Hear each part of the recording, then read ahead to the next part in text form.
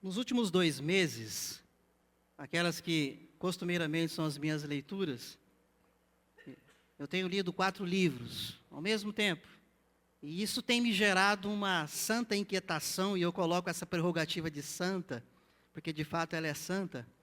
E os 4 livros que têm me despertado essa santa inquietação é o livro do Bonhoeffer, que é o Discipulado. Bonhoeffer, quem não leu sobre ele, ele foi teólogo e pastor, preso no campo nazista, e ali ele foi morto semanas antes de findar a Segunda Guerra. Mas ele foi um homem de Deus que deixou o seu legado e escreveu muito a despeito de Deus e do Cristo que ele vivenciou. O outro livro é um livro do Karl Barth, um dos grandes teólogos, também chamado ao discipulado, é o livro. O outro livro é Discípulo, do John Stott, um dos grandes teólogos que faleceu aí nos últimos meses. E o quarto livro é o livro do Carlos Queiroz, Em Busca de Espiritualidade. É óbvio que esses livros eles têm me lançado a releituras de textos bíblicos. Se eles não citassem textos bíblicos, eu não estaria mencionando eles aqui na introdução do culto. São autores que têm me convidado a olhar para algumas narrativas bíblicas, e narrativas que nós podemos dizer que por um tempo de evangélico já as conhecemos há um bom tempo, mas eles nos convidam a rever algumas passagens bíblicas. E na releitura de alguns textos bíblicos, em especial dos evangelhos, eu tenho ficado ainda mais inquieto, né? Quanta inquietação. Vamos pensar algo aqui nessa introdução da mensagem. Eu e você, cristão, salvo em Jesus Cristo, frequentando igreja, orando, lendo a Bíblia, participando de acampamentos quando nós temos, vivenciando o batismo, profissão de fé, participando da Santa Ceia como hoje, celebrando os aniversários da nossa vida, agradecendo a Deus o aniversário da igreja, louvando e adorando, buscando vida de santidade na observação dos mandamentos. Mas eu quero fazer uma pergunta para você e para mim. Será que participar dessas atividades me faz um discípulo de Jesus? Só essas atividades me torna um discípulo de Jesus? E por isso eu quero compartilhar com vocês a minha santa inquietação, no bom sentido, numa nova série de mensagens que nós estamos trabalhando, onde nós queremos intitular como tema da série, Eu, discípulo de Jesus. Presta atenção como eu entonei. O tema da série vai se chamar Eu, discípulo de Jesus. Eu estou afirmando. Mas também nessa mesma frase tem eu, discípulo de Jesus? Agora eu estou perguntando. Eu não posso afirmar por você. Eu só posso por mim. Mas eu posso perguntar por mim e você deve perguntar por você. O que nós veremos nessa série de mensagem? Nós veremos primeiro as definições de discípulo. O que é ser discípulo? E às vezes nós achamos que já sabemos toda a definição de determinadas expressões. Esses 4 livros têm me levado a entender um pouco mais daquilo que eu já achava que entendia. O que é ser discípulo e o seu significado na cultura judaica? Quais as implicações de ser um discípulo na cultura judaica? E quais as implicações do convite de Jesus quando ele convida pessoas para serem seus discípulos? Depois, num segundo momento, nós vamos ver nessa série de mensagens como que Jesus realizou o discipulado. E nas próximas mensagens que nós vamos ter do como Jesus realizou o discipulado, nós vamos trabalhar, por exemplo, Jesus no nosso modelo de discipulado, e nós teremos mais de uma mensagem. Depois, num terceiro momento, nós vamos observar os convites que Jesus fez a cada um de nós, não das narrativas bíblicas. O convite que Jesus tem feito a você e a mim, em todo o tempo que nos entendemos por cristão, salvo, convertido a Jesus. E aí nós vamos encerrar dizendo, só discípulo gera discípulo. Então, essas santas inquietações que nós estamos vivendo enquanto pastor de uma comunidade local, enquanto cristão que busca viver a palavra de Deus no dia a dia, mas é pecador e falho, essas santas inquietações é que vem se tornando nessa série de mensagens, a qual nós iniciamos hoje. Eu espero que cada um de vocês venham comigo, literalmente, refletir profundamente em cada uma das mensagens que nós vamos trabalhar a partir de hoje. Eu não sei quantas mensagens serão, no mínimo 5. Vai passar disso, talvez. E é importante que você reflita sobre cada uma delas. Pastor, mas eu tenho algum compromisso muito sério no próximo domingo. Ok, aí está sendo gravado, postado. Faça questão de ouvi-la, não porque eu quero que você me ouça, porque eu quero que você ouça a palavra de Deus. Porque no final dessa série de mensagens, eu vou fazer um apelo diferenciado que nos meus 16 anos de ministério pastoral eu nunca fiz. E eu quero te deixar bem curioso para saber que apelo é esse que eu vou fazer. Porque quando nós lançamos no começo do ano 2017, PB Coab, 2017, um novo tempo, nós falamos sério a respeito disso. Por isso, cada série de mensagens é a construção desse novo tempo que nós acreditamos que poderá vir a existir na nossa comunidade. Então, abra sua Bíblia comigo, no Evangelho de Marcos, capítulo 10, onde nós vamos ler dos versículos 17 a 31. Evangelho de Marcos, capítulo 10, versículos 17 a 31. E eu peço que você não feche mais a sua Bíblia, evite sair, a não ser que você tenha necessidade mesmo de ir ao banheiro ou de qualquer outra atividade. Evangelho de Marcos, capítulo 10, versos 17 a 31. Diz assim a palavra de Deus: E pondo-se Jesus a caminho, correu um homem ao seu encontro e ajoelhando-se perguntou-lhe: Bom mestre, que farei para herdar a vida eterna? Respondeu-lhe Jesus: Por que me chamas bom? Ninguém é bom senão um, que é Deus. Sabes os mandamentos? Não matarás, não adulterarás, não furtarás, não dirás falso testemunho, não defraudarás ninguém, honra teu pai e a tua mãe. Então ele respondeu: Mestre, tudo isso tenho observado desde a minha juventude. Em algumas expressões, infância. Verso 21, continua dizendo assim a palavra de Deus: E Jesus, fitando-o, o amou e disse: Só uma coisa te falta. Vai, vende tudo que tens, dá aos pobres e terás um tesouro no céu. Então vem e segue-me. Ele, porém, contrariado com esta palavra, retirou-se triste, porque era dono de muitas propriedades. Então Jesus, olhando ao redor, disse aos seus discípulos: Quão dificilmente entrarão no reino de Deus os que têm riquezas. Os discípulos estranharam estas palavras, mas Jesus insistiu em dizer-lhes: Filhos, quão difícil é para os que confiam nas riquezas entrar no reino de Deus. É mais fácil passar um camelo pelo fundo de uma agulha do que entrar um rico no reino de Deus. E eles ficaram sobremodo maravilhados, dizendo entre si: Então quem pode ser salvo? Jesus, porém, fitando neles o olhar, disse: Para os homens é impossível, contudo não para Deus, porque para Deus tudo é possível. Então Pedro começou a dizer-lhe: Eis que nós tudo deixamos e te seguimos. Tornou Jesus: Em verdade vos digo que ninguém há que tenha deixado casa, ou irmãos, ou irmãs, ou mãe, ou pai, ou filhos, ou campos, por amor de mim e por amor do Evangelho, que não receba, já no presente, o cêntuplo de casas, irmãos, irmãs, mães, filhos e campos, com perseguições, e no mundo por vir, a vida eterna. Encerrando a leitura, verso 31, porém muitos primeiros serão últimos, e os últimos primeiros. Deixa a Bíblia aberta, vamos orar mais uma vez. Deus, nós clamamos pela iluminação do Teu Espírito Santo, na Tua palavra que é lida, na Tua palavra que agora haverá de ser exposta, declaramos a nossa dependência do Senhor. E ajuda, Pai, a compartilhar com a Tua igreja aquilo que é a Tua palavra.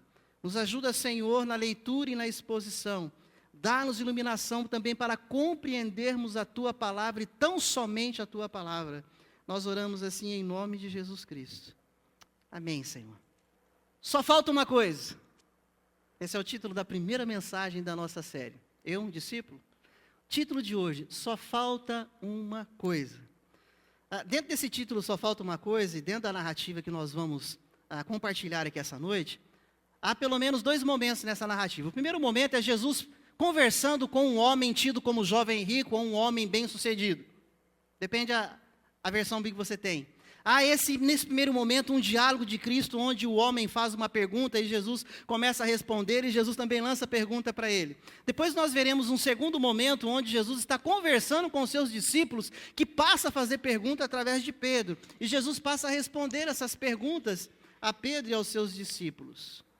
Então nós temos nessa narrativa 2 momentos, 2 assuntos. Quais são os 2 assuntos? Salvação por graça divina e chamado para o discipulado. Versículo 17, volte seus olhos ali à palavra de Deus, por favor. Todas as vezes que eu falar, volte os olhos à Bíblia, volte mesmo, para você poder refletir conosco. Verso 17 diz, e pondo-se Jesus a caminho, correu um homem ao seu encontro e ajoelhando-se perguntou-lhe, bom mestre, que farei para herdar a vida eterna? Nós vemos no verso 17 um homem que reconhece o título de rabi, ou o título de mestre na pessoa de Jesus Cristo.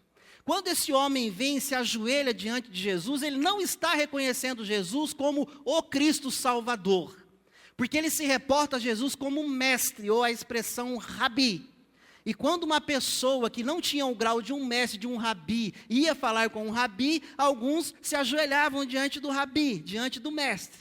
Esse homem, tido como um homem rico, ele se aproxima de Jesus, reconhece o seu título de rabi, de mestre, e se ajoelha diante dele. Esse homem, ele quer ouvir a despeito de Jesus, que é tido como mestre, os seus méritos, os méritos dele, para a vida eterna. Esse homem, ele é um judeu que observa a lei judaica, um judeu que busca viver aquilo que a palavra de Deus coloca para ele como normativa. E esse homem, então, começa a conversar com Jesus, e ele pergunta para Jesus Cristo, escuta, o que eu posso fazer para herdar a vida eterna? Conquanto a pergunta desse homem rico judeu é a despeito de herdar a vida eterna, e como o judeu olha nele o mérito para receber a salvação e a vida eterna, ele acha que o mestre Rabi, Jesus, vai responder para ele o que ele perguntou. E Jesus, ele começa a devolver perguntas para esse judeu. E Jesus começa dizendo para ele no versículo 18, por que você me chama de bom? Bom só há um, Deus o Pai. Bom há apenas Ele. E aí Jesus está dizendo a este homem que, olha, não cabe a mim, mas cabe ao Deus e Pai, que Ele é bom, cabe a Ele vir e salvar quem Ele quer salvar. Esse Pai, esse Deus Pai que é bom, que salva não pelo que você, judeu, aprendeu e tem concepção de que para herdar a vida eterna você precisa fazer ou deixar de fazer. Mas o Deus Pai que é bom, por graça e misericórdia, é Ele que vem e salva. Esse judeu, Jesus sabe que ele é observador dos mandamentos. Porque ele chega diante de Jesus e pergunta, o que eu preciso fazer, mestre? E aí Jesus responde-lhe, no versículo 19, já dando uma afirmação. O Evangelho de Marcos traz essa narrativa, e aqui Jesus ele afirma o que o judeu sabe. Quando você for ler os evangelhos de Mateus e Lucas, que traz também essas narrativas, traz como interrogação, mas eu estou trabalhando aqui no campo da afirmação. Evangelho de Marcos 10, 19. Jesus ele se volta para ele e fala assim, sabes os mandamentos? E aí Jesus começa a numerar no verso 19. Não matarás, não adulterarás, não furtarás, não dirás falso testemunho, não defraudarás ninguém, honra teu pai e tua mãe. Aí o homem rico, ele já responde assim, mestre, tudo isso tenho observado desde a minha juventude, verso 20. Mais ou menos, ele chega diante de Jesus, o rabi, o mestre, e ele começa a indagar a Jesus a despeito de um assunto, e Jesus volta a pergunta para ele e joga para ele, você já sabe aquilo que é as observações do judeu. Você tem buscado viver isso.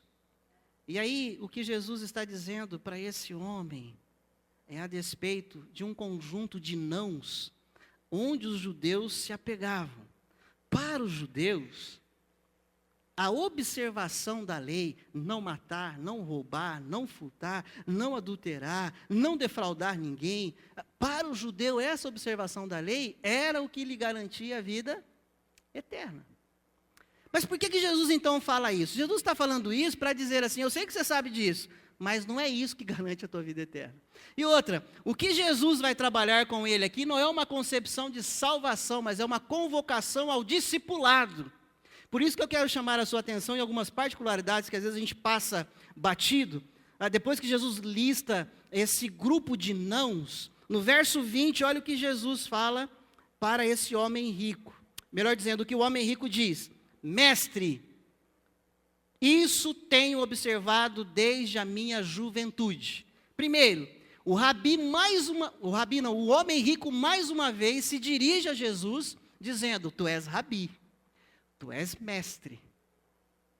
E dentro desse reconhecimento, ele diz assim: e tu que és mestre, tu que és rabi, eu quero te dizer que eu tenho observado desde a minha juventude ou infância, tudo isso aí, eu tenho guardado, eu tenho feito tudo isso. Esse homem rico, com certeza, ele teve a oportunidade de passar por aquilo que é chamado na cultura judaica. Aqui nós vamos trabalhar um pouquinho da cultura judaica para entrar no contexto da narrativa, para entendermos melhor esse texto. Na cultura judaica, no sistema educacional dos judeus, as crianças de 5 e 6 anos, elas iam até as sinagogas e elas eram ensinadas pelos rabinos ou mestres, professores locais. Esta é a primeira fase que na cultura judaica é chamado de Beit Sefer. O Beit Sefer significava a primeira fase onde a criança judaica de 5, 6 anos vai até a sinagoga e vai aprender com rabinos, com mestres. O que eles estudavam de 5 a 6 anos? Não se assuste, ouça isso. Eles iam estudar a despeito da palavra que é chamada Torá. O que é a Torá para os judeus? Gênesis, Êxodo, Levítico, Números e Deuteronômio, que nós chamamos de Pentateuco. Mas sabe o que acontecia nessa educação dessa criançada? Não assuste. Eles eram chamados a decorar, a memorizar a Torá. Pastor, mas para memorizar um versículo é um Deus nos acuda. O sistema educacional judaico, as crianças iam para o Beit Sefer para ouvir os rabinos e os mestres e eram chamados a decorar, a memorizar a Torá. Eu não estava lá e não gravei para dizer que algum deles gravaram todos os 5 livros. Mas eles tinham na memória gravado boa parte. A segunda fase dessas crianças, além deles aprenderem a Torá, que é o Pentateuco na nossa linguagem, eles aprendiam a despeito dos valores familiares, eles aprendiam a despeito do ofício, a profissão do pai. E as mulheres aprendiam a gerenciar a casa. Mas eles tinham que decorar a Torá. Esses que conseguiam viver a primeira fase, eles iam vivenciar agora a segunda fase, que na cultura, sistema educacional judaico, é chamado de Beit Talmud. O Beit Talmud, essas crianças que eram as melhores das melhores, que saíram da fase Beit Sefer. Então essas crianças agora iam para a fase do Beit Talmud. O que elas vão aprender? Além da Torá, elas vão buscar decorar o Antigo Testamento, que na nossa ótica de Gênesis a Malaquias. Pastor, mas como que alguém vai decorar de Gênesis a Malaquias? Eu não estava lá para afirmar isso, mas eles eram convidados a leituras diárias e a memorizações de Gênesis a Apocalipse. Não sei o que cada um conseguia memorizar. Essa era a segunda fase. E essas crianças tinham entre 10 e 15 anos. O que não passava para a terceira fase, que é a última fase dentro do sistema educacional judaico, sabe o que eles iam fazer? Fazer o ofício do pai. Você foi um bom aluno, você estudou legal, bacana, então você vai continuar. Você vai para o Beit Midrash, que é a terceira fase. E o Beit Midrash só iam os melhores dos melhores, da primeira e da segunda fase. E era tido como um fruto de uma longa jornada de estudos. Consistia agora, esse aluno que passou pelo Beit Sefer e pelo Beit Talmud, para que ele vivenciasse o Beit Midrash, ele vai ter que ir atrás de um rabi. Agora ele precisa de um rabi, de um mestre, para que possa lhe ensinar e talvez ele venha a ser um rabi, um mestre. O que na cultura judaica isso era de suma importância. Era um ofício. Então quem sabe um dia ele iria se tornar um rabino. Agora volte à narrativa. É isso que está acontecendo aqui com esse homem rico ou jovem rico, conforme você tem aí na sua narrativa. Versículo 17 diz: e pondo-se Jesus a caminho, Jesus em mais uma de suas andanças com os seus discípulos, corre um homem ao seu encontro e ajoelhando perguntou-lhe: bom mestre. E aqui no versículo 20, conforme nós colocamos, ele fala: mestre, tudo isso eu tenho observado. Quando ele falou assim: ô mestre, ô rabi, esse negócio de não matar, não adulterar, isso aí eu aprendi lá no Beit Sefer. E eu dei uma melhoradinha no Beit Talmud, porque eu já aprendi a interpretar essas narrativas do Pentateuco. Por isso que ele fala que desde a minha juventude eu observo isso. Ele está dizendo assim: ô rabi, eu estou pronto para te seguir. Eu estou pronto para talvez me tornar um mestre, um rabi, tal qual tu és. A conversa aqui, conquanto ele lança primeiro vida eterna, Jesus não está abordando a salvação aqui para ele, mas é um chamado ao discipulado, a seguir a Jesus. Jesus, ele coloca então esse jovem em prova. Você quer me seguir? Você quer ser um mestre? Você quer ser um rabi? Você quer me seguir de verdade? Jesus fala, eu vou aplicar uma primeira provinha em você. Quando o aluno passava pelo Beit Sefer e o Beit Talmud, e ele queria ingressar no Beit Midrash, ele chegava diante do rabino e falava, olha, eu tenho aqui o meu diploma, está carimbado pela escola XYZ, papai e mamãe aprovou, está aqui o meu diploma, o meu currículo, Beit Sefer, Beit Midrash, eu estou pronto, Beit Sefer, Beit Talmud, eu estou pronto para começar o estudo com o rabi, com o mestre. Estudo particular, era 1 a 1. Aí o rabi e o mestre naquela, vamos conferir se esse camarada de fato não comprou esses diplomas aí. Então o rabi, o mestre, eu estou usando a expressão rabi e mestre para que fique bem claro isso para você, o rabi ou o mestre trata da mesma pessoa. Ele falava, eu vou te aplicar uma chamada oral. O rabi, ele perguntava o que ele queria de Gênesis a Malaquias para esse camarada. E ele tinha que saber responder. Ele queria saber se esse camarada dominava a Torá, se ele dominava também de Gênesis, Apocalipse, o Antigo Testamento. Se esse aluno passasse nessa prova, você agora passa a ser o meu discípulo. Então agora você vai cursar o Beit Midrash. Isso era um orgulho para um judeu. Para os pais, então, nem se fala. Aqueles que não conseguiam passar, não deu, hein? Você vai trabalhar o ofício do seu pai, porque você aprendeu isso lá no Beit Sefer. Esse discípulo, ele chega diante de Jesus e fala, isso aí tudo eu já sei. Eu já guardo isso aí desde a minha infância e juventude. Jesus fala, só que a minha prova é diferente desses mestres e rabis judeus aí. Minha prova é diferente. Então tá bom, você quer me seguir? Você sabe os mandamentos? Que joia, você já mostrou que sabe. E Jesus, ele fita o olhar nesse homem rico. Volte os olhos ao verso 21. E Jesus fitando-o. Essa expressão do fitando, sabe aquela expressão no português claro? Quando você chega bem arrumado ou mal arrumado, em algum lugar ali a pessoa te mede ou te fita do pé à cabeça. Se você está bem arrumado, você fica todo, né? Se você está mal arrumado, você se sente mal pra caramba. É esse olhar mais demorado. Jesus, ele dá um olhar demorado para esse homem ou jovem rico, e Jesus o ama. Esse amor aqui Jesus o considera. Jesus está dizendo assim, tudo bem, você se acha sabedor, você se acha aprovado no Beit Sefer, no Beit Talmud, você se acha merecedor de salvação de vida eterna e de ser o meu discípulo porque você guarda essas coisas? Então tá bom. Então vamos lá. Eu vou considerar que você sabe alguma coisa. E aí dentro do título da nossa mensagem, é que eu quero que você volte seus olhos à palavra de Deus, aqui no versículo de número 21. E Jesus fitando o amou e disse, só uma coisa te falta. Esse é o título da nossa mensagem. Só uma coisa te falta. Você que se acha completo, você que se acha aprovado para ser meu discípulo, só uma coisa te falta.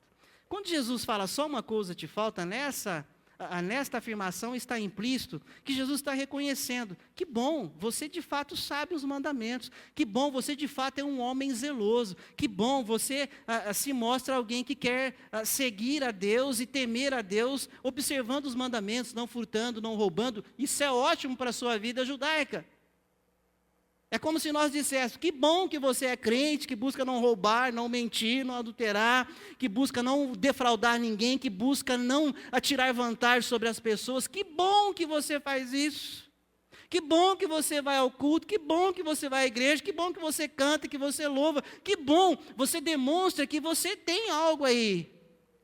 Mas Jesus se volta para ele e fala, só te falta uma coisa.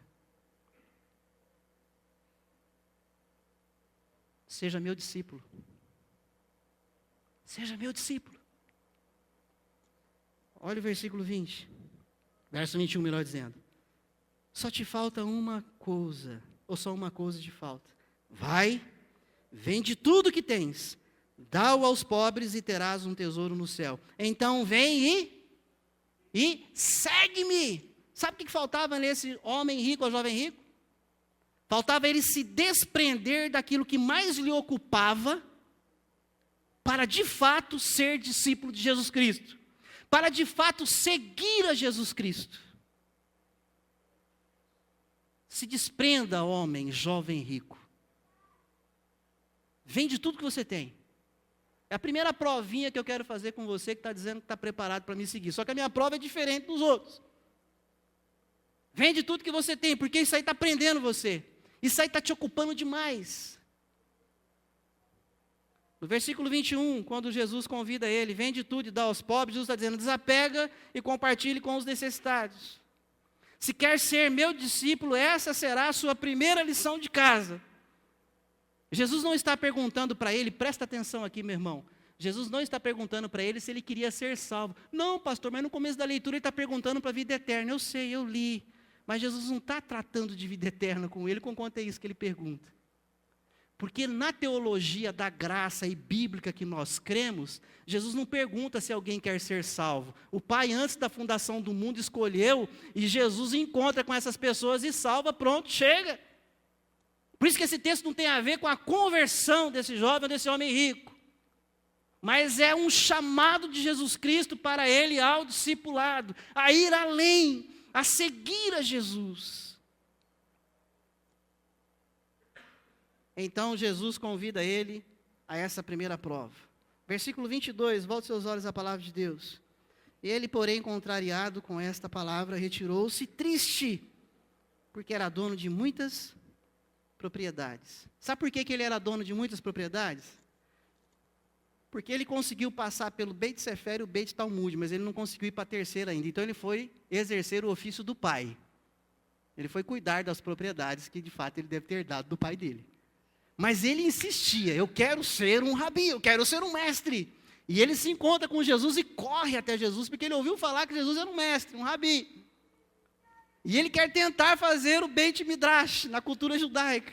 Ele quer ter um mestre, ele quer ter um rabi. E Jesus então fala com ele, no versículo 21 que nós lemos, olha, você quer mesmo ser meu discípulo? Então vende tudo que você tem.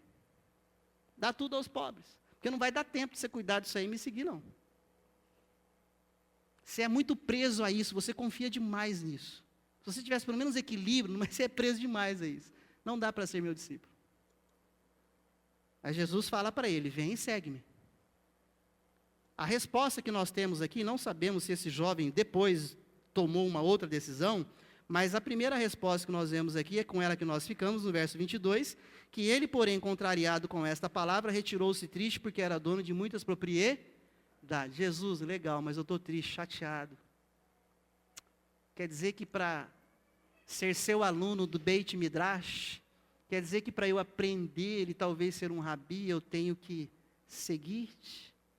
Jesus falou, é você me seguindo que você vai entender o que é ser meu discípulo. Porque até agora o que você sabe é teoria. É teoria que você sabe. Agora vem e me segue que você vai aprender na prática o que é ser discípulo de Jesus Cristo. Nós vamos entrar no segundo momento da conversa. Jesus agora ele vai passar a falar com os seus discípulos. E parece que a mesma confusão que o jovem teve a despeito de salvação e discípulo, os discípulos de Jesus que já o seguiam também tinham essa confusão ainda. Eles precisavam se esclarecer em algumas coisas. Olha o verso 23. Então Jesus, o jovem já ouviu, ficou triste e se retirou.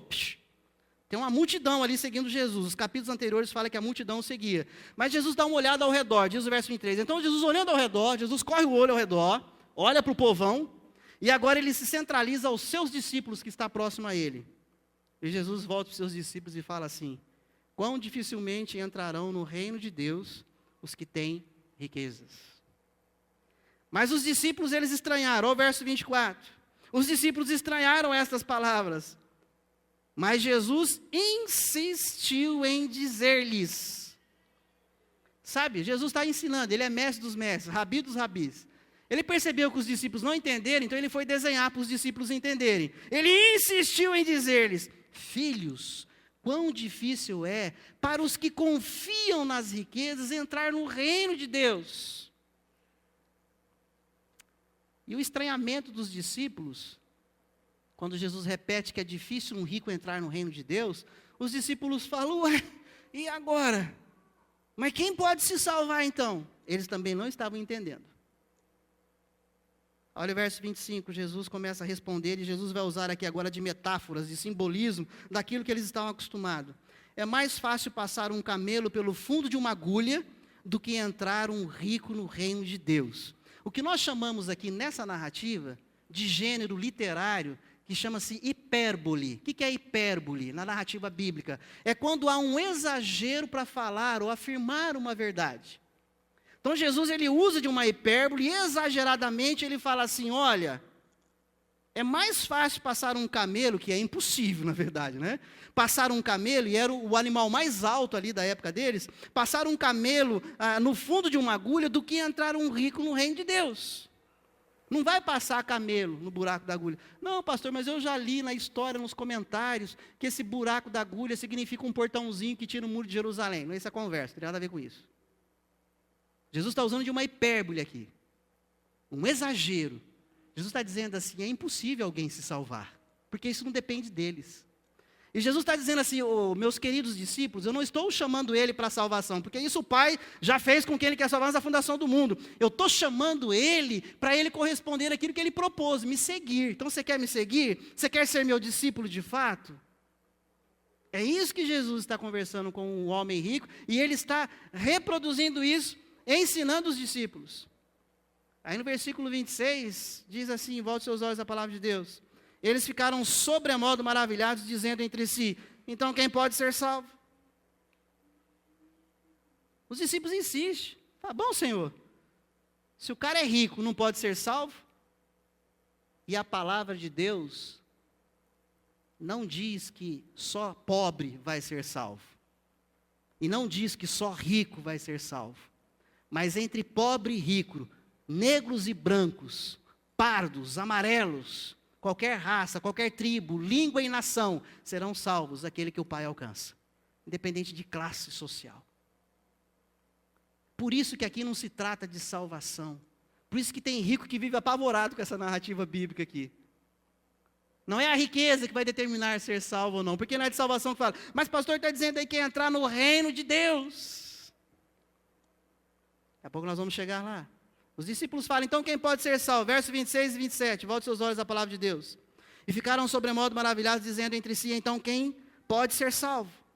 Jesus, porém, fitando neles o olhar, mais uma vez Jesus vai dar uma olhada demorada neles. Sabe aquela olhada assim, demorada?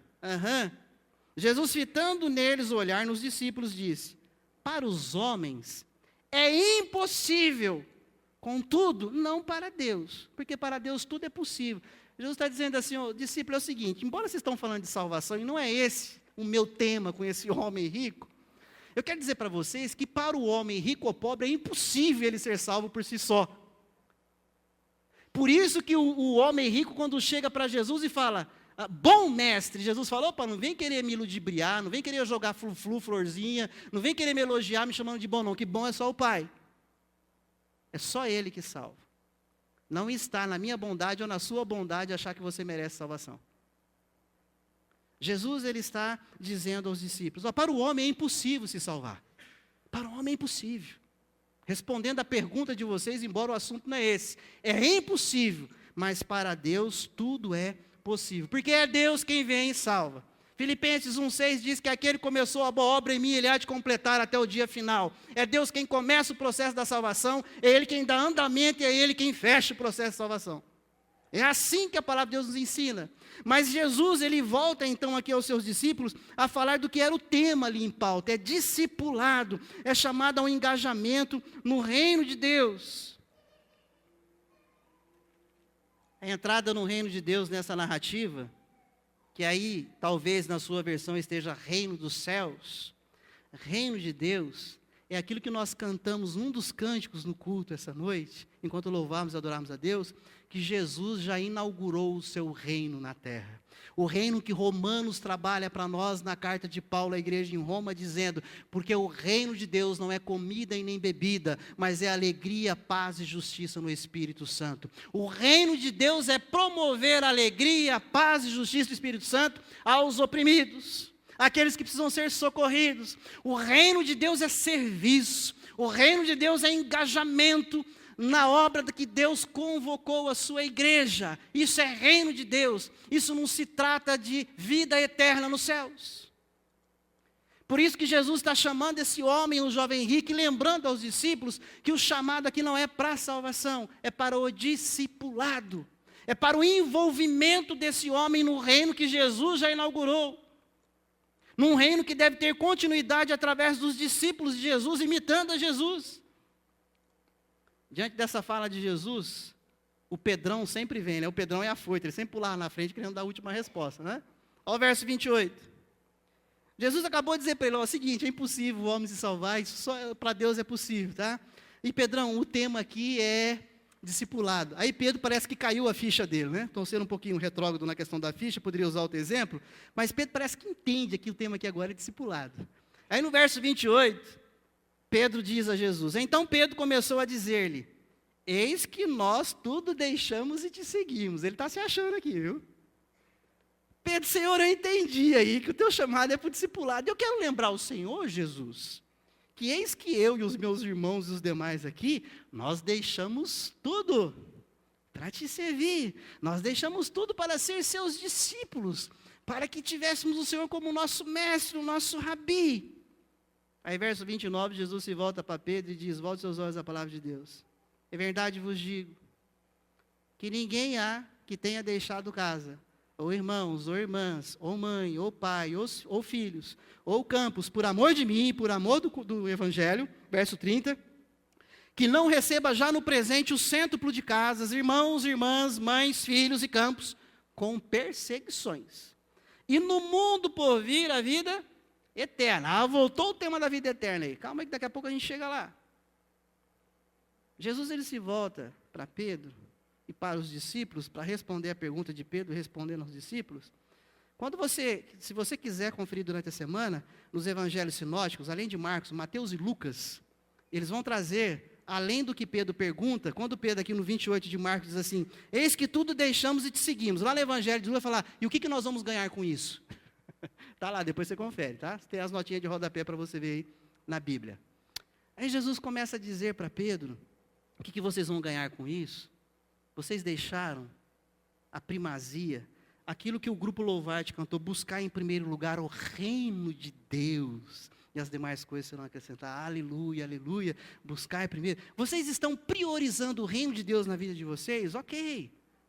Sabe o que está reservado a vocês? Mesmo já no presente. Não é só lá na vida eterna que vocês vão gozar com o Pai, porque a salvação já está garantida.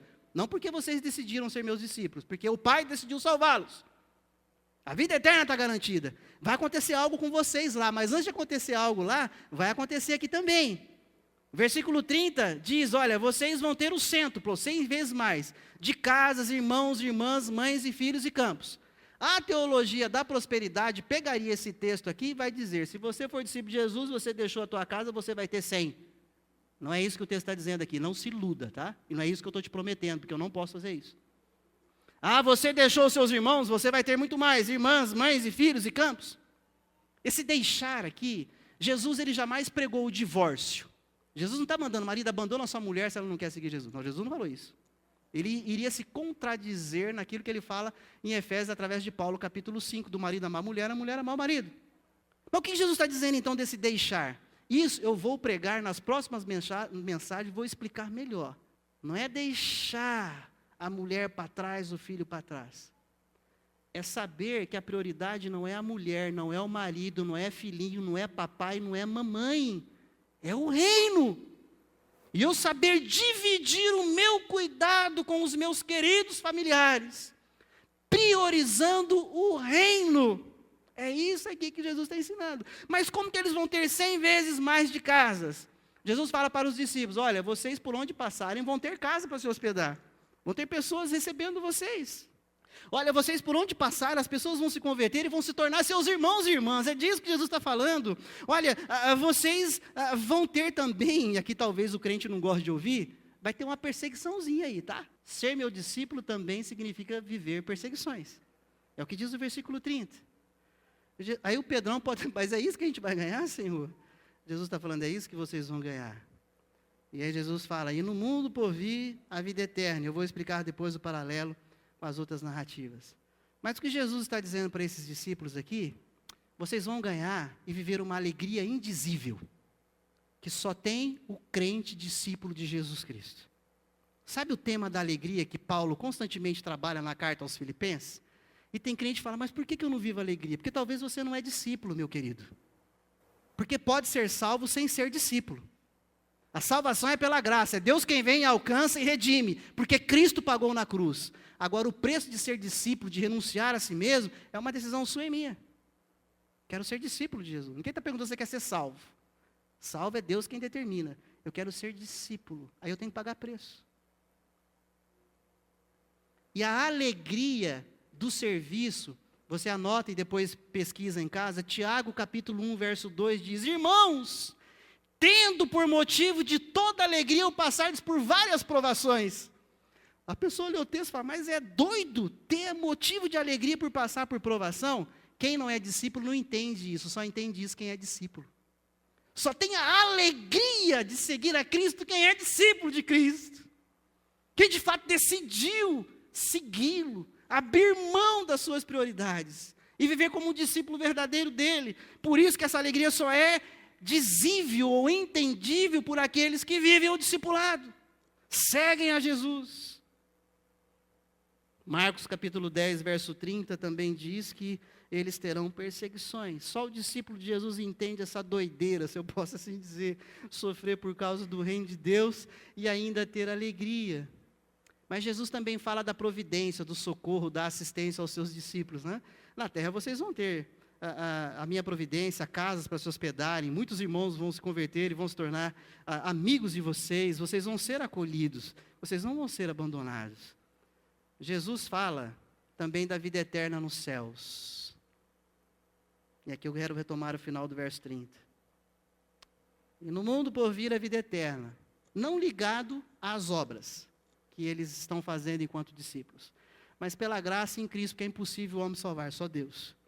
Mas o que Jesus está dizendo assim, ó, lá na vida eterna, vocês vão ter alguns privilégios que nem todos terão, que é o que a gente chama na Bíblia Sagrada de galardão, que não é um galão grandão, é galardão.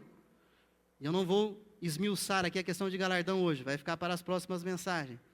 Mas Jesus está dizendo assim, vocês diante daquilo que vocês decidiram fazer, além de ser salvo pela graça, vocês aceitaram o meu convite de serem meus discípulos e vocês pagaram um preço por isso. E lá na glória vai acontecer algo tremendo com vocês. E eu quero que você abra esse texto comigo lá em 1 Coríntios 3, verso 14 e 15. Depois nós vamos voltar aqui no texto básico. 1 Coríntios capítulo 3, versos 14 e 15.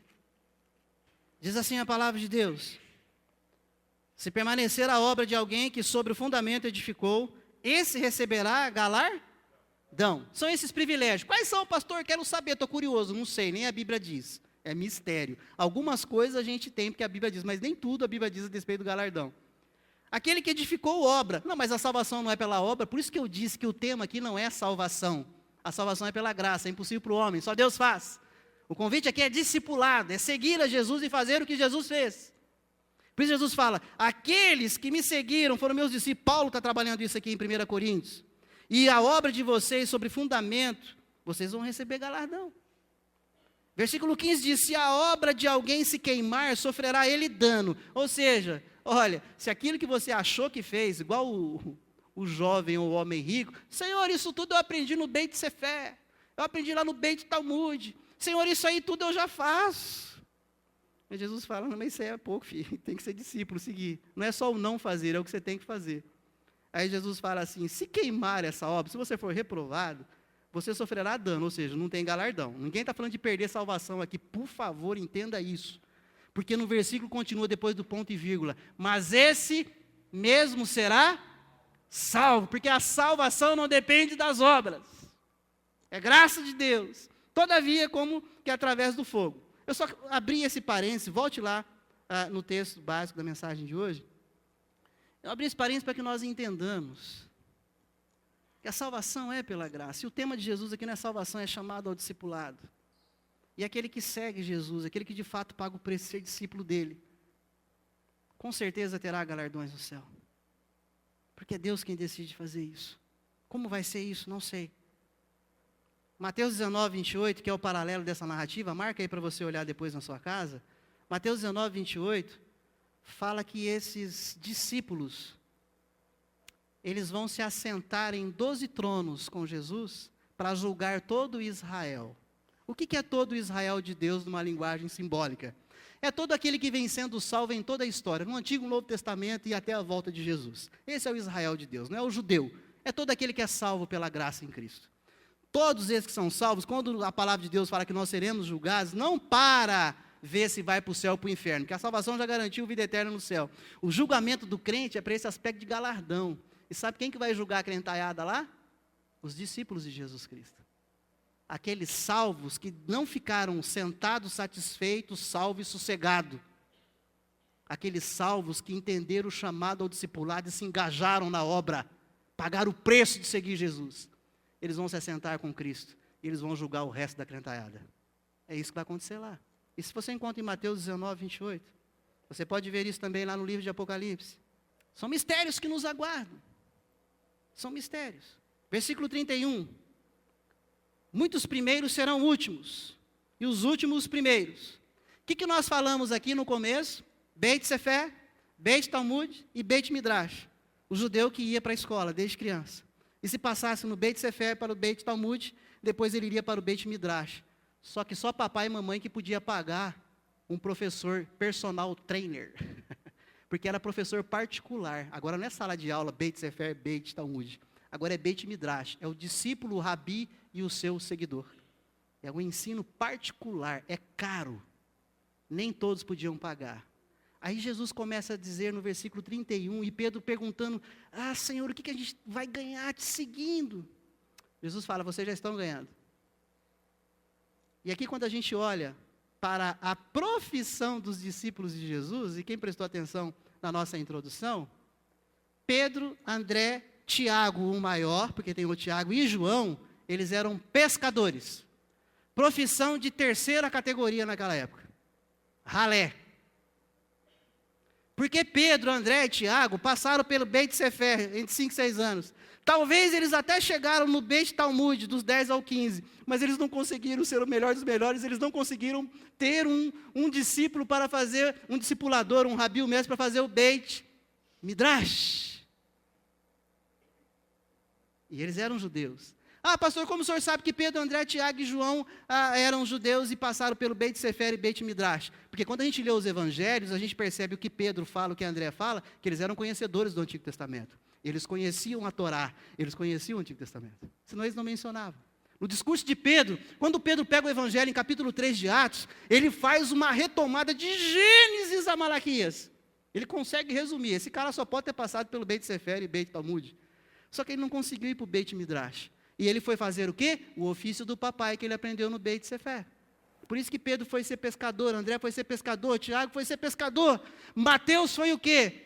Também deve ter passado lá pelo Beit Sefer e Beit Talmud, mas não chegou no Midrash, porque ele era cobrador de impostos. De certo foi trabalhar no ofício do pai. Tiago menor, Judas, Felipe, Bartolomeu, Tomé, Simão, Cananeu, Judas Iscariotes, as profissões são indefinidas. Não se sabe. Porque quando a profissão é boa, menciona. De certo não era grande coisa. Mas aí, pastor, o que o senhor quer dizer com isso?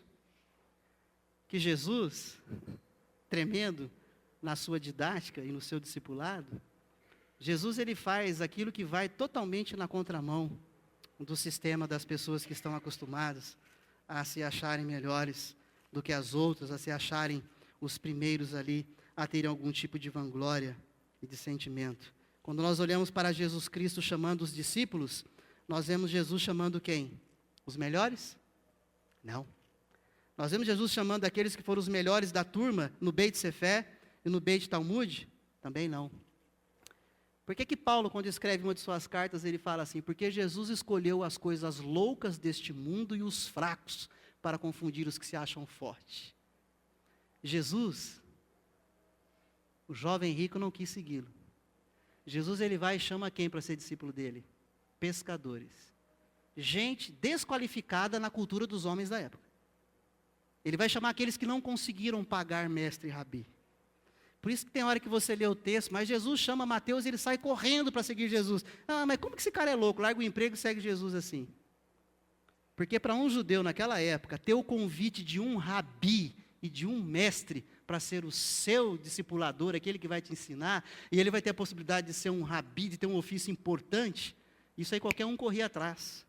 Eu gostei da fala de um dos pastores que eu tenho ouvido e lido, quando ele coloca mais ou menos assim, se você fosse chamado hoje por um PhD da faculdade de Salamanca, lá na Espanha, uma das grandes, você é um pouquinho dos Estados Unidos, tá? Vou lá para a Europa, a faculdade de Salamanca, tem um doutor lá, que ele vai chamar você, ele vai custear toda a sua vida, vai te dar alimentação e vai te dar o melhor ensino da faculdade de Salamanca.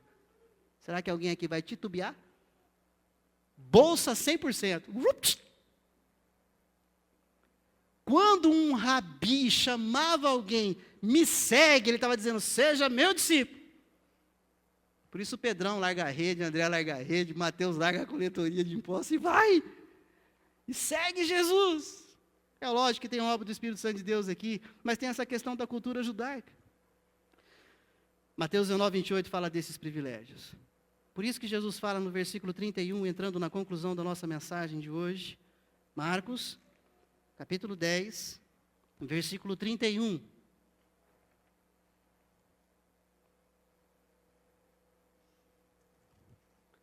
Porém, muitos primeiros serão últimos. Quem são esses primeiros? Geralmente aqueles que gostavam das primeiras cadeiras no templo e na sinagoga. Aqueles que se achavam empossados de títulos na sociedade. Esses se achavam merecedores de seguir um rabi. A outra versão nos evangelhos sinóticos, além de Marcos, em Lucas e Mateus, quem for conferir depois essas passagens paralelas, que fala ali desse convite discipulado, não fala um homem rico ou jovem rico, fala um homem de posição. Um homem de renome na sociedade. Essas pessoas que têm posição, que têm renome e que têm título, elas se achavam em primeiro lugar. Aí Jesus fala assim, eu não vou apenas dizer que os primeiros serão últimos, os últimos serão primeiros, eu vou demonstrar isso na prática. Eu vou chamar pescadores e colhedor de imposto. E vocês vão ser chamados de loucos, de fraco. Mas é através de você que eu vou transformar a história da humanidade. É através de vocês. Pedrão está dizendo, Senhor, vamos ganhar muito com isso. Vamos ser o instrumento nas tuas mãos, do seu reino aqui na face da terra. Os discípulos de Jesus, eles passaram pela primeira fase na educação judaica. Talvez na segunda, mas não na terceira. Mas eles é quem foram escolhidos pelo Rei dos Reis, o Rabi do Rabi, o Mestre dos Mestres. Foram eles. E Jesus, o Mestre dos Mestres, Ele está me fazendo e te fazendo lembrar essa noite que eu e você temos sido convidados em várias pregações, em vários estudos bíblicos, em várias devocionais pessoais que você tem feito no seu dia a dia, a ser mais do que um salvo, a ser um seguidor de Jesus Cristo, a ser discípulo de Jesus Cristo.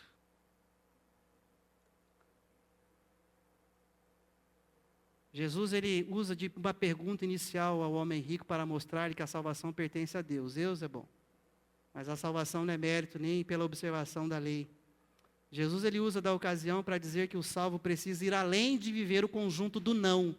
Jesus fala para você não faz isso, não faz aquilo, muito bem, você demonstra ser um homem que teme a Deus. Você evita esses pecados. Só que ser discípulo de Jesus não é apenas deixar de pecar, é passar a fazer muitas outras coisas. É ir ao encontro de pessoas miserentas, necessitadas, pregar o evangelho da salvação e se envolver no reino de Deus e levar a elas justiça, paz e alegria no Espírito Santo.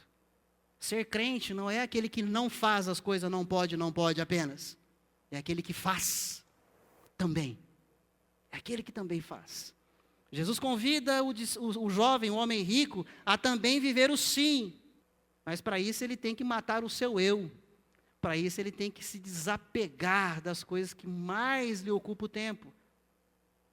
Para ser discípulo de Jesus. Eu penso que só falta uma coisa para a igreja de hoje. A igreja no geral. A leitura que a gente faz da igreja de hoje. Só falta uma coisa para a igreja de hoje. Os crentes decidirem de fato serem discípulos de Jesus Cristo. Ser seguidores de Jesus. Indo além dos não, mas para os sims. Que Deus nos ajude a compreender isso. A vontade que dá é de pregar todas as outras mensagens, mas nós vamos guardar para que vocês possam digerir essa primeira mensagem. Refletir nessa primeira mensagem durante a semana. E a próxima semana nós vamos continuar nessa explicação da palavra de Deus. Eu quero usar a frase aqui, que não é minha, mas é um dos autores que eu tenho lido, do pastor Carlos Queiroz. Eu até ouvi um estudo dele essa semana. Não está no livro dele, mas eu ouvi uma mensagem que talvez vai te ajudar a entender o que nós estamos pregando aqui. O pastor Carlos Queiroz, ele faz um paralelo assim. Um certo católico chegou diante de mim e falou: eu sou devoto de Santo Expedito. Né? Aí o Carlinhos Queiroz, um homem sábio. Você é devoto de Santo Expedito? É. Aí o Carlinhos Queiroz falou: você conhece Santo Expedito? Não, é um santo. Não, mas você sabe o que ele fez em vida? Tem gente que, vou trazer um exemplo mais fácil. Aí eu sou devoto de Madre Teresa de Calcutá. Aí o pastor fala: você conhece Madre Teresa de Calcutá? Mais ou menos. Você faz o que ela faz? Não, eu só sou devoto. Eu admiro, eu acho lindo o que ela faz. O que ela fez, porque ela morreu, né? Você vai nos leprosários limpar a ferida de leproso? Você vai cuidar dos órfãos, das viúvas, das pessoas que têm necessidade? Porque Jesus fez isso. Porque o reino de Deus que Jesus instalou na terra é trazer paz, justiça e alegria do Espírito Santo para essas pessoas. É reino de Deus aqui. Aí voltando ao que o Carlos Queiroz perguntou para o devoto de Santo Expedito. Aí o Carlos Queiroz falou assim: você até pode ser um devoto de Santo Expedito, acende vela para ele, vai nas procissões para ele, mas pelo jeito você não faz nada do que ele fez, você só é devoto. Você não é discípulo dele. Aí o pastor Carlos Queiroz fala assim, um homem de Deus, ele fala: eu fui todo feliz para casa. Aí o Espírito Santo vem e arrebenta com o meu coração e fala: você está achando que você é melhor que ele? E aí o Espírito Santo de Deus pergunta para o pastor: você é meu devoto ou meu discípulo? Você é aquele que me admira? Você é aquele que diz que me ama? Você é aquele que diz que me adora? Você é aquele que frequenta o culto? Você é aquele que faz isso, não peca, não faz isso, não faz aquilo, não faz isso? Mas eu quero saber o seguinte: você faz o que Jesus de Nazaré fez? Porque se você não faz, você é apenas devoto, um salvo devoto, mas você não é discípulo. E aí isso arrebentou com o meu coração quando eu ouvi, porque eu me coloco em pé de igualdade. Quando eu estou pregando para vocês, meu irmão, eu estou pregando para mim.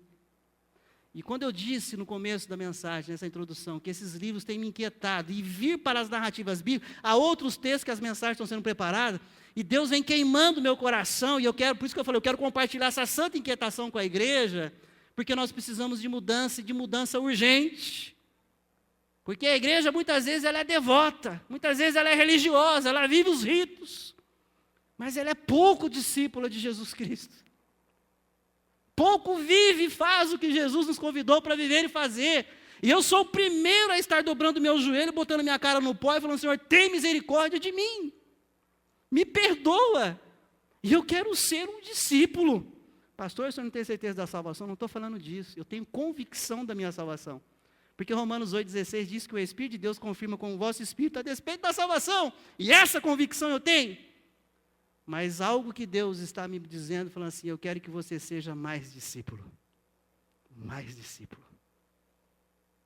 Mais discípulo. Nós somos chamados a sermos discípulos de Jesus. Antes do pessoal da música vir aqui à frente, dá um tempinho, nós vamos ouvir uma música. É um cântico antigo. Os crentes mais antigos vão talvez se lembrar. Os novos nem tanto. E eu quero que você preste bastante atenção nessa canção que vai ser projetada aqui. Na letra dessa canção, que ela fala aquilo que nós estamos pregando essa noite. Aquilo que a palavra de Deus vem e me convoca. Aquilo que a palavra de Deus vem e te convoca essa noite. E o título da mensagem, só falta uma coisa. Que bom, você tenta não defraudar, você tenta não matar, não roubar. Que bom, isso é santidade. Isso já é um pouquinho de atitude de servo de Deus. Mas precisa ir além disso. Só falta uma coisa: ser discípulo. Fazer o que Cristo fez. Vamos ouvir essa música. Seguir a Jesus Ouça essa canção. é deixar as redes, é deixar o barco, é fazer-se de fraco para levar os fracos à verdade. É ser livre de tudo, ser servo de todos, é ter no coração a vontade de sempre, com amor mais ardente, servir a Jesus.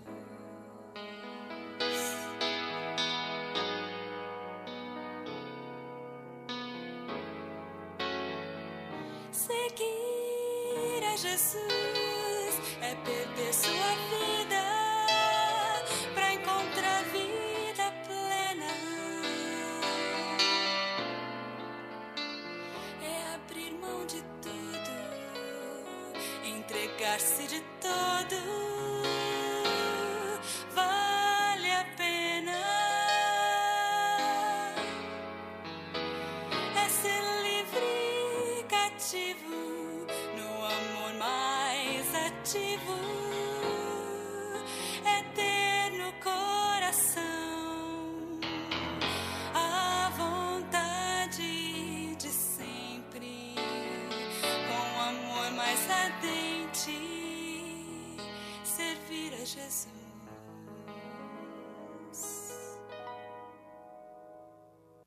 Jesus disse àquele homem rico: você quer ser meu discípulo?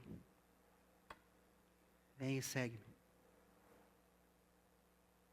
Como eu disse, nas próximas mensagens nós vamos explicar um pouco melhor em outros textos bíblicos, onde Jesus ainda convoca, o que é esse deixar tudo? Como que é esse tudo? O que é esse abrir mão?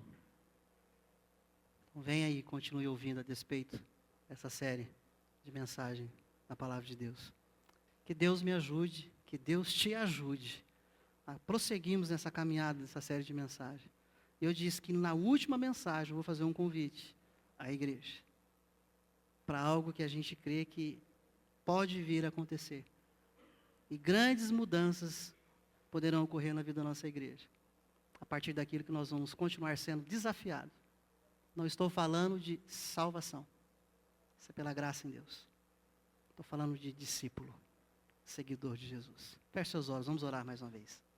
Nosso Deus e eterno Pai, nós chegamos, ó Deus, nesse final de culto, agradecidos ao Senhor pela salvação em Cristo Jesus, pela graça e misericórdia do Senhor, que se renova a cada manhã, por isso não somos consumidos.